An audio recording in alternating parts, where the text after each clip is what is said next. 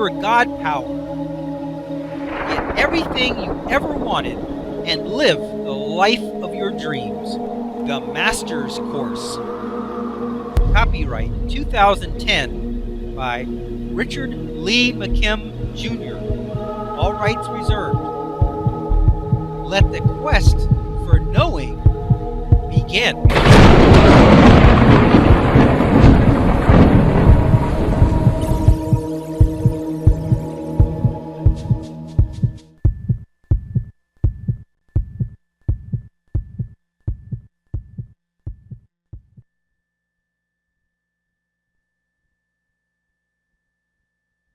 Aging and the 4-minute mile. There was a time when it was thought to be impossible to run a mile in less than 4 minutes. It was thought that it was an absolute human limit. The doctors and experts thought that a person's heart would explode and fail under that kind of pressure. So over the years, people came close, but they never crossed the mental limit of the 4-minute mile. Then was that fateful day when Roger Bannister ran the mile in less than 4 minutes. And now there are people who are able to do it regularly without any problems. As soon as others heard that it had been done, suddenly person after person reported that they too had beaten the 4-minute mile. That imaginary limit was so powerful that it might as well have been a wall a mile thick. As long as there is a limit in your mind, there is a limit in your experience. However, the moment the mind limit had been removed or altered due to a change in beliefs, there was no longer a physical limit either. The same is true of aging. I am quite certain that there have been people who have lived hundreds of years on this planet. There are countless stories of these people in almost every culture. Methuselah was said to have lived 963 years. They lived that long because they didn't know that they couldn't. They could have only done it using their God power to change the meaning of aging. What does aging mean to you? Does it mean becoming more incapable based on your birthdays, or does it mean becoming wiser? Like the 4-minute mile barrier, as soon as someone reading this book really gets the idea in their head and in their beliefs that they don't have to age, it will become their reality. The moment that they begin to demonstrate a halt in their aging process, and even a reversal that can be measured and proved to others, we will see hundreds of people suddenly stop aging and start improving their own health, becoming younger and more vital. It is only a matter of changing your mind about what aging is, and when that will happen is only a matter of time. You be the first one to cross that mental barrier.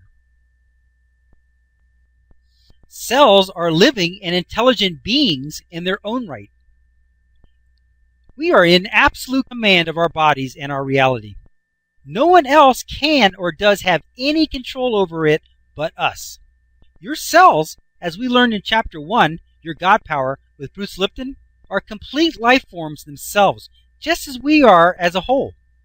However, they do take cues from you as the one who is directing the billions of cells in your country or body, as it were. Clive Baxter, who was a polygraph expert, which are lie detector machines, conducted some amazing experiments that proved that our cells are intelligent and under our direct control. He is the same person who did the plant experiments that we first saw in Chapter 5, Resonance. Lie detector machines respond to changes in the conductivity of the skin or whatever substance the electrodes are touching. Deepak Chopra tells a story about one of Clive's experiments in his book, Ageless Body, Timeless Mind. He had a World War II soldier who had experienced horrible things in the war to help with his research. He took a sample of his mouth cells, which were kept alive in a petri dish in another room. He had electrodes attached both to the man and to his mouth cells in the next room. He then showed movies of planes being shot down and very scary images from the war to the soldier, who responded dramatically to the images, and so did his cells in the next room. His thoughts not only registered on the machine attached to him, but also registered through his cells on another machine in a separate room. The experiment was conducted again with the cells in another building 7 miles away. The same results was found again. His cells, still alive in a petri dish in a building 7 miles away, not only received a communication signal from him, but responded simultaneously with his body. When his needles went up, so did the one on the cells 7 miles away. This proves that not only do you have a direct communication link with every cell in your body, but it is not dependent on a chemical-related pathway. There was no chemical link between them. The brain did not send a chemical impulse to those cells.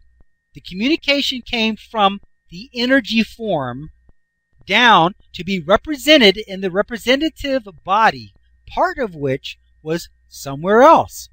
The cells, like the rest of the body, are only representing a picture of what is really going on somewhere else in the energy realm.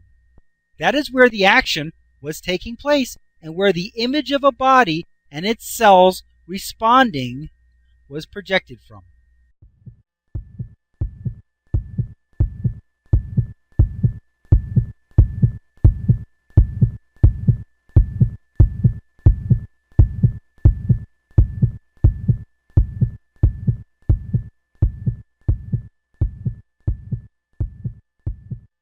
To continue, go to How to Use Your God Power, chapter number 10, segment number 53.